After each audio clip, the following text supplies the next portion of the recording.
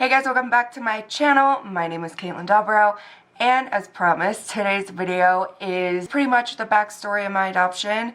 I guess mostly from my birth dad's side of things, because I recently got in touch with him and I found out what I thought was the whole story was actually like not the truth at all, I guess. The story is kind of confusing, so I'm going to try and explain all of this so it makes sense, hopefully. So yeah, I think I'm going to just jump right into it and start talking. I'm going to start off by telling you guys what I guess I thought happened, or what I was told growing up happened, on why I was adopted. I'm going to start off with my birth mom's side just because it's less confusing. My birth mom's name is Anne. She has a daughter who is, I think, 8 years older than me, so she's like in her 30s now, and her name is Amber. I had a picture of both of them growing up. I mainly just knew what they looked like. I didn't know their personalities. I pretty much just had this picture of them. I was told that the main reason, or possibly the main reason,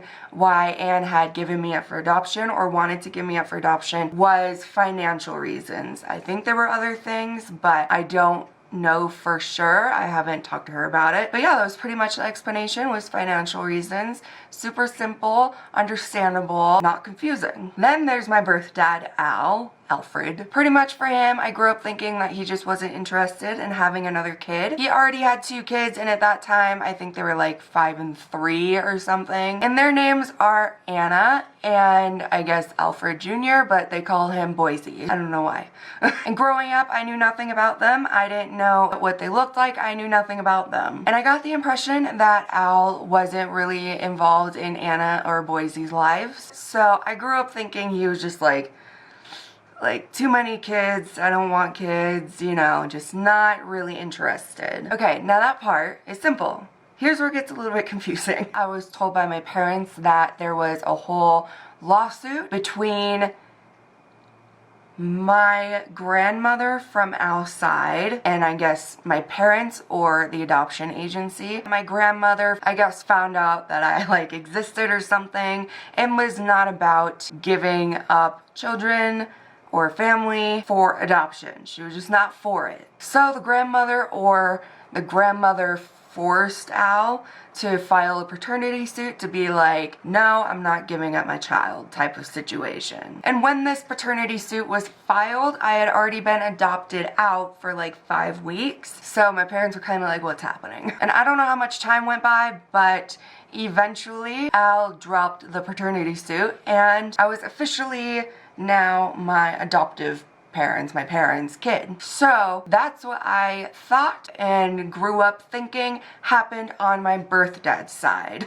So now that I explained all that, I can get into what happened recently. Him and his wife actually flew up here like last weekend or something. It was an amazing experience and really cool and really awesome. And he told me what really actually happened, at least from his side. So rewinding back 25 years, Al had a house or something and was renting out a room. My birth mom, Anne, gets in contact with him and is like, I want to rent out a room. And he's like, okay. Now, I don't think they were friends, but I don't know if they talked or didn't talk, if they were complete strangers, if they knew some stuff about each other, I don't know. But they definitely weren't a couple or dating, but they ended up having me anyways. Then I guess something happened, like a negative situation, maybe some drama, I don't know. I asked him like what the situation was, I guess, but he says he doesn't remember. Either way, something happened which resulted in Anne moving out. After she had moved out, I don't know how long it was until he got something in the mail saying that she was pregnant and he was the father. But he didn't believe her. I guess she did some untrustworthy things. Again, I haven't gotten her side of the story from things, but I'll have to talk to her about it and see what's up, see what she says. Either way, I guess he didn't believe her. Should have believed her. Then 9 months later, I am born. I guess Anne had gone through the whole adoption thing, possibly filled out some forms and did the whole thing because my parents got a call saying, hey, you have a child waiting for you at the hospital. So things were pretty much finalized. And I guess Al was sent a letter saying your kid has been put up for adoption, but I guess it was after I was put up for adoption, and he, I guess, was not happy about that. I guess back then they didn't need a signature. And Al didn't say this part, but this was something that the agency had told my parents, but I guess the agency or Anne couldn't find his address before putting me up for adoption or something crazy like that. So yeah, either way, he got a letter saying that I was put up for adoption, and he told me that there was no grandmother who filed a paternity suit. It was all him, and he wanted to keep me. He didn't want to give me up for adoption, which is crazy, because the reason why my parents told me that the grandmother did a whole file paternity suit thing was because the agency told them that.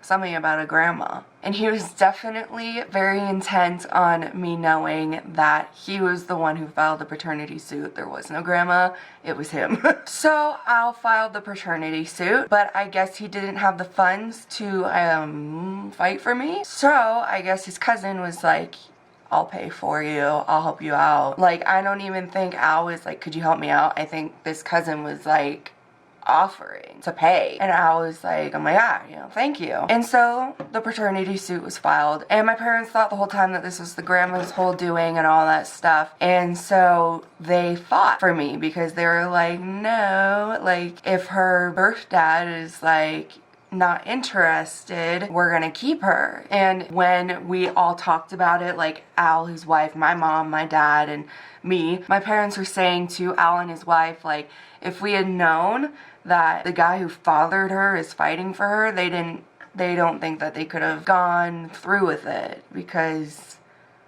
it's your kid. But going back to the cousin was like, yeah, I'm gonna pay for it, you know, I'm gonna help you out. But then Alfred's cousin either like admits or just tells Al like, hey, since I'm helping you pay for this whole fighting paternity suit or something along those lines, those are my words, that he was going to keep me from Al. And like I was gonna be raised by the cousin. So I guess Al was like, no, that's not gonna happen.